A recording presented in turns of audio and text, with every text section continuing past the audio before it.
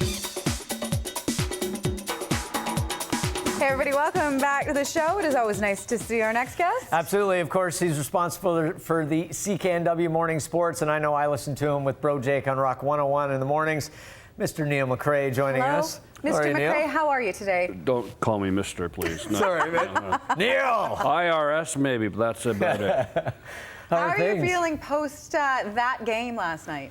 I thought it was a crappy game. I thought really both teams embarrassed themselves. But I think the Canucks, after the first period, completely stunk the joint out. And I don't know where the push was. Yeah. To me, the hit on Horton should have really pumped up the Canucks, because if you're the Canucks, you got to be saying, okay, look it, we just knocked out the only winger that can score. He's obviously gone for the series. I mean, you could tell that. I mean, that guy Horton was so out of it on the way home, he stopped at Dunkin' Donuts. I mean, he just, changed the family name. But, they should have known, okay, he's gone, and that should have really pumped them up. Yeah. And it had the exact opposite effect. And collectively, everybody, from Luongo was a stiff. I mean, you can no longer use Luongo and Conn Smythe in the same sentence. Yeah, after that game, no, you can't no. almost. Everyone, the last 2 days, that's all everyone's been talking about. He put himself in contention and then... Yeah. But, I think it just, again, shows you that there's a reason that Boston is one of the last two standing.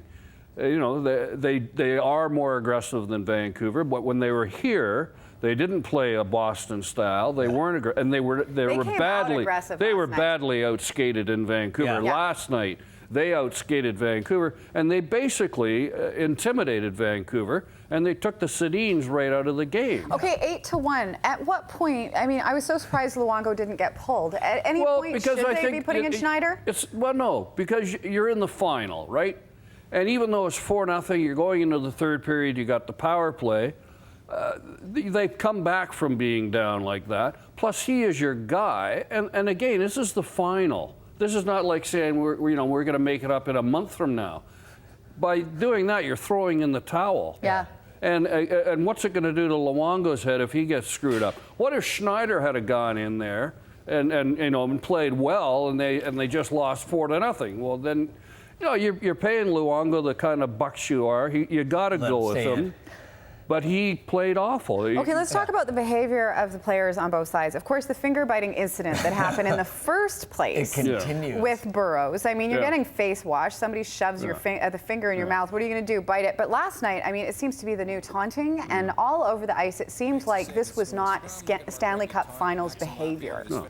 Like, I don't know about you, but I got certain standards as to what I would put in my mouth. I do, Neil. And a finger with a glove on it is not high on the list, right?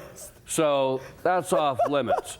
But I think it's, it cheapens the league, and it cheapens the sport. And last night cheapened what is supposed to be the showcase. That looked more like a preseason game with some guys from the American League trying to show how tough they were to try and make the team. Does the NHL crack down on this? Do they go to both teams and have a little conversation about this kind of stuff now and say any more? And well, the referees will probably be told to smarten up. And, it's one thing to put your whistle away. It's one thing to just blatantly ignore cheap shots. Yeah. Now, they've nailed Rome for 4 games, so he's gone. What are your thoughts on that? 4 games for Rome.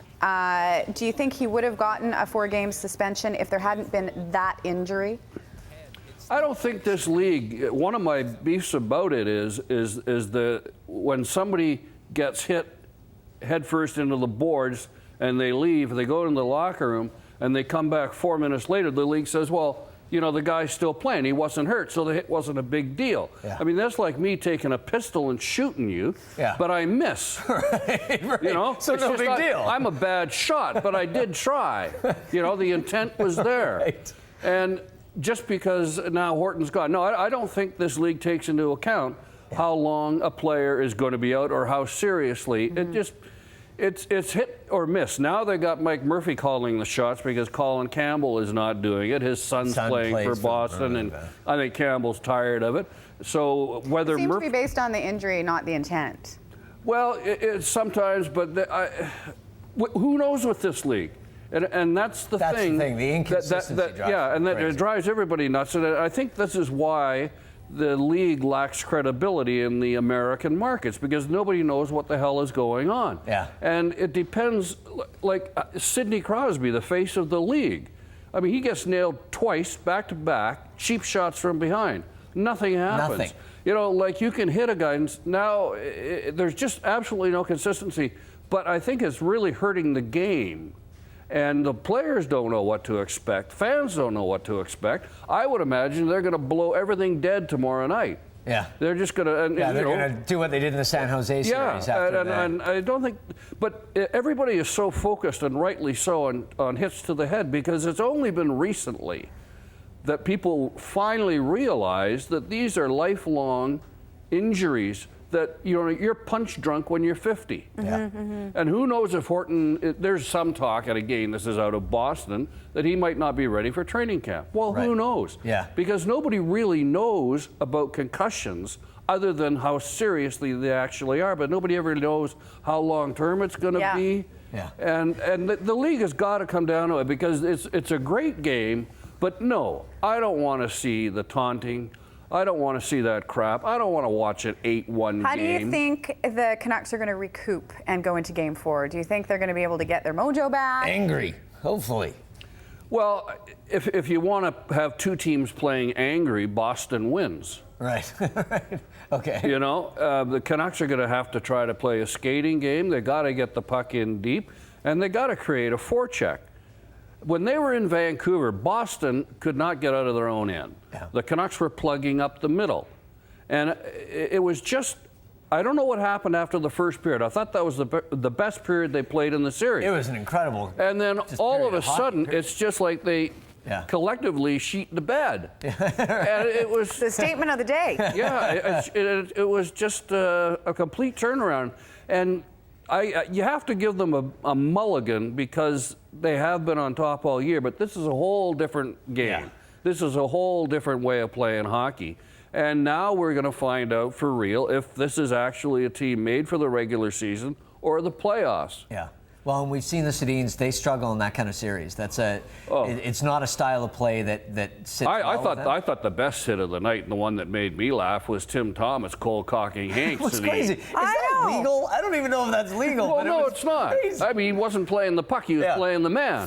But, I mean, the guy saying, hey, this is my office, get out. Yeah. That's a big And signal. it was good to see. I enjoyed seeing that. Yeah. I mean, the cheap shots that hit to the heads, no. The rubbing and the sticking in the fingers and a the good mouth. shot to the chest to get a guy out of the crease. Why not, right? Good, tough, hard hockey. But this last night, I think, was an embarrassment for the league. And I wonder if Gary Bettman's sitting up in his little suite, sitting up in his stool so he can see down over the boards, if he's ever thinking, maybe this is a reason why we're not making it in every U.S. market. Right. Yeah. Because his entire goal is to get as many Americans. This is killing them, having Atlanta go to Winnipeg. Yeah.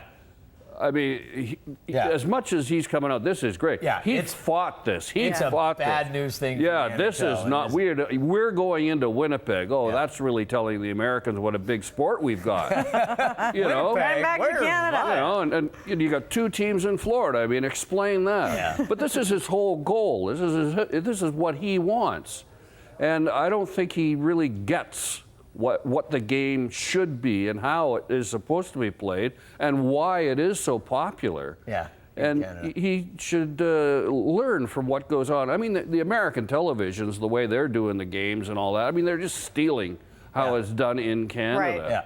TSN and everything else. But Neil, that's it. That's it. You're done. That's what Jake would do. So I'm just doing what Jake. MacRae, that's enough. Yeah. That's enough. Neil, thank you so much. You can listen to Neil on CKNW weekdays 7:10 a.m. and 8:15 a.m. And MacRae is also, of course, on Rock 101 weekdays at 6:50 a.m. and also 8:30 a.m. Thank you so much, man. A I'll pleasure. see you another 3 years when you invite me back. Anytime.